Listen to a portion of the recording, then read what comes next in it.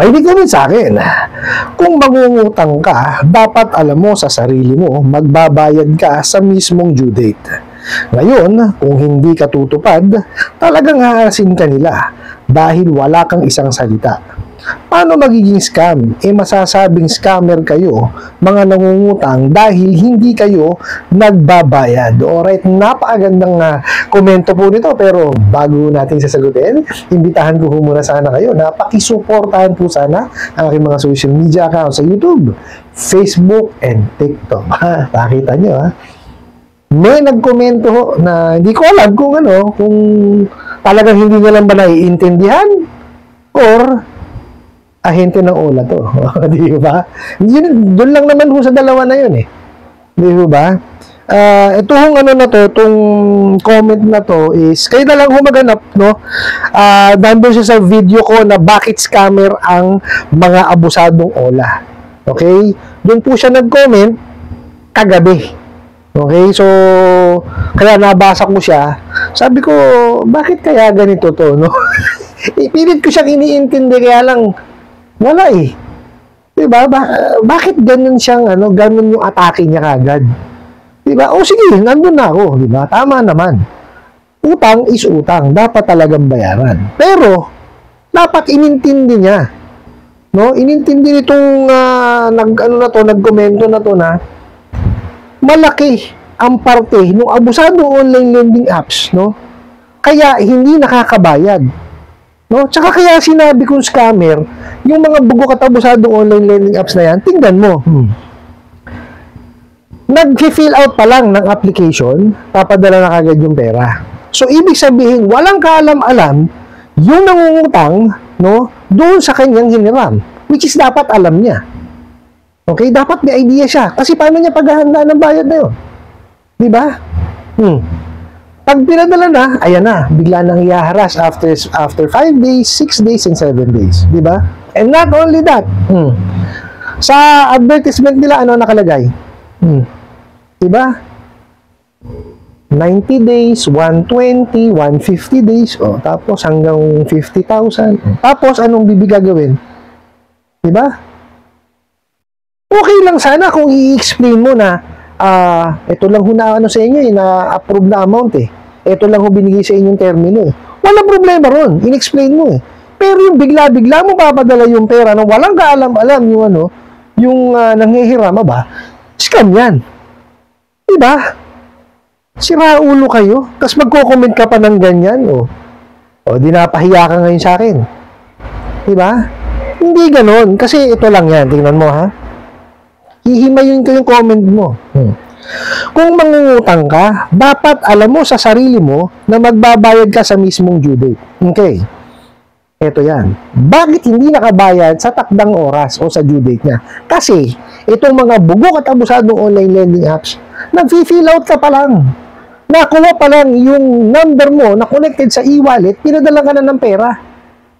O, di ba? So, ngayon, paano mo mababayaran sa takdang oras? Diba? Kasi itong pobre na nanghihiram, ang alam niyan, yung natural na 30 days ang kumbaga, ang itatagal. Hindi sa inyo 7 araw Diba? Hindi in-explain. Kaya nga may the Truth in Lending Act. Importante yun. Kailangan malaman. Diba? Nung nanghihiram, yung kanyang obligasyon. Tama ba ako doon? Diba? So, paano makakabayad sa takdang oras? Hindi nalaga nyo. Diba? Kaya hindi nyo yan sinasabi kasi walang mangungutang sa inyo. Pagka nalaman yan. Diba? Tagal ko nang ginagawa itong itong hanap buhay na to. Diba? Sige, ganito yan. Ako, kunwari, manghihiram ako. Diba? Sa bangko. Online din. Kinilig ko, nilagay ko sa 10,000. Ngayon, pagka napasa ko na lahat, nakapagbigay na ako ng application, pasa ko na yung requirements ko, whatever. Tatawag yan. Sir, na-approve kayo. Kaya lang, hindi ho na-approve yung nire-request nyo na 10,000. 5,000 lamang po. Tatanggapin nyo po ba? Ang tawag doon is offer. Diba? Kailangan maintindihan mo muna na hindi ka na-approve sa 10,000 Diba? So ngayon, pagka yung tinanggihan mo, tapos ang transaksyon. Pero kung yung tinanggap mo, susunod doon, the Truth in Lending Act na. Kasi dapat fully disclose. Diba? Ito po na-approve sa inyo, 5,000. Pero po itong 5,000 na to, dadagdagan po natin ng ganitong interest. At ang matatanggap nyo lamang po is ganitong halaga. Ngayon, ang termino po ninyo or ang loan term nyo is 30 days. Okay? Out of the 30 days po na yan, ito po ang interest po ninyo. Pag lumampas po kayo, ito po ang penalty po ninyo. Ganon dapat. So, kayo na ginagawa nyo, bulagaan. O tapos, kalakas-lakas ng loob mo mag-comment na, kung mangungutang ka, dapat alam mo sa sarili mo na magbabayad ka sa mismong due date. Paano malalaman yung due date? Bugok. Pinadala mo na yung pera, hindi pa ni-explain, di ba? After the fact. O mali, di ba? Hindi yan ganyan ng papapautang. Diyan kayo nagkamali, mga bugo at abusadong online lending apps. Papanggap pa kayo. O, tapos, ito pa sinabi mo, ngayon, kung hindi ka tutupad, talagang haharsin ka nila dahil wala kang isang salita. Bugo ka pa rin. Walang sino man po ang may karapatan, na abusuhin ang isang tao dahil lumagpas sa due date? Dahil hindi nakabayad sa due date? Ha? Sira ulo ka? Kaya nga may di ba, may prohibition on unfair debt collection practices. Nakalista ron kung ano bawal, di ba? Bawal mangharas. O bakit porkit lumagpas sa due date, may karapatan ka na? Walang sino man ang may karapatan nun. Walang karapatan sino man, ang pagsalitaan ng masama, iharas, o kung ano man hindi magagandang bagay, o salita ang ibigay mo dyan. May human rights nga tayo di ba? O tapos gaganyan niyo, sasabihin niyo, kasi kailangan talagang harasin, di ba? Dahil walang isang salita. Bugok. Kayo ang walang isang salita. Hindi nyo diniscuss di ba? Kasi pag diniscuss nyo, hindi kayo hihiraman. Mga damuho kayo. O tapos ito, paano magiging scam? Masasabing scammer kayo, mga nangutang dahil hindi kayo nagbabayad. Ganyan nakitid ang utak nyo. Di ba? Hindi lang nakabayad, scammer. Sira ulo ka, O, ito. Basahin natin ang definition po, ng scammer. Yan.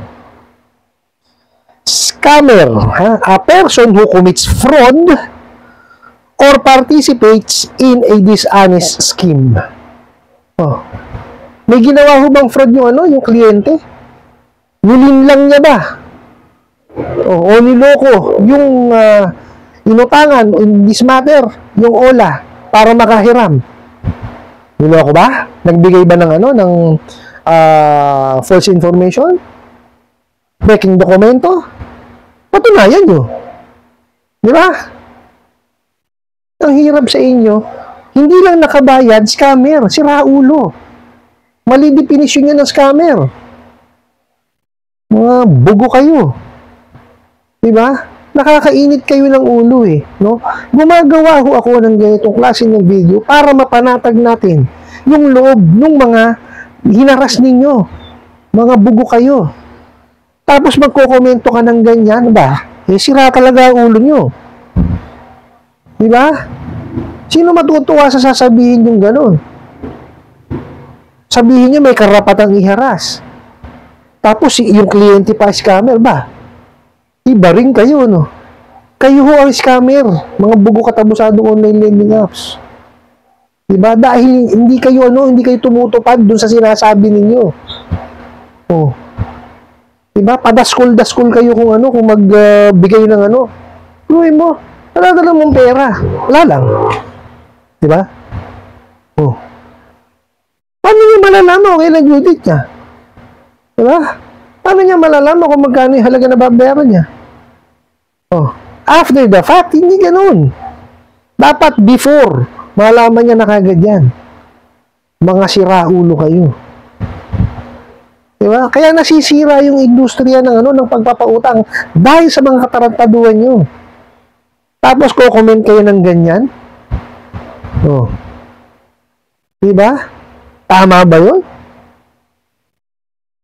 Hindi na nga magkanda tuto yung kliyente ninyo. Diba? Kung paano kayo kalilimutan dahil sa ginagawa nyo pananamantala sa kanila. Diba? At hindi lang yung inaabuso nyo pa. May kakaroon ng anxiety, depression, diba? Mga walang niya kayo eh. Tapos ganyan gagawin nyo? Tigilan nyo ako. Diba? Nakakakulo kayo ng dugo eh. Diba? O di napahiya ka ngayon doon sa nag-comment. Mag-comment ka pa. Diba? O binisita ko channel mo, wala ka man lang ano. Diba? Kasi ano ka lang, ginawa mo lang yung channel mo na para makapambuliglig, makapantrol ka lang, ewan ko sa'yo. Nakakainit ka ng ulo. Diba? Huwag ganyan. Kung wala ka na rin lang naman sasabihin, diba? O na maayos, manahimik ka na lang. Diba? Kung mag-alala, pagdadasal pa rin kita na maging maayos yung takbo ng isip mo, baka kulang ka sa aruga eh. Diba? Dun ho, sa mga nanonood po sa akin, no, huwag niyong intindihin yung mga ganyang klase ng komento. No? Ay na ano lang kayo niya, binubulig lang kasi nangyayari nahahalata na or alam na yung ginagawa nilang mga kawalangyaan. Di ba? So unti-unti na silang kumbaga nabubuko sa mga agaguan nila eh. Oh, ngayon yan ang ginagawa nila. Mga content creator, mga vloggers na gumagawa ng maayos, no? Para makatulong doon sa kanilang kapwa Pilipino sa mga naharas na yan, pati yun, binubuliglig, oh. Diba? Tama ba yun? Kung wala kayong magawa, matulog na lang kayo. Para kahit paano madagdagan ng sustansya yung utak nyo. Ulang kayo sa aruga talaga eh, no? I hope nasagot ko po itong katanungan na to at sana po yung makatulong. Maraming salamat po sa inyong walang sawang pagsuporta at panonood sa aking mga videos. Maraming salamat po sa inyong pag-like, pag-share, pag-comment at pagtatanong. And kunin ko na rin po itong opportunity na to na imbitahan po sana kayo na pakisuportahan po sana aking mga social media accounts sa YouTube, Facebook, and TikTok. Hanggang sa muli po, yun lang.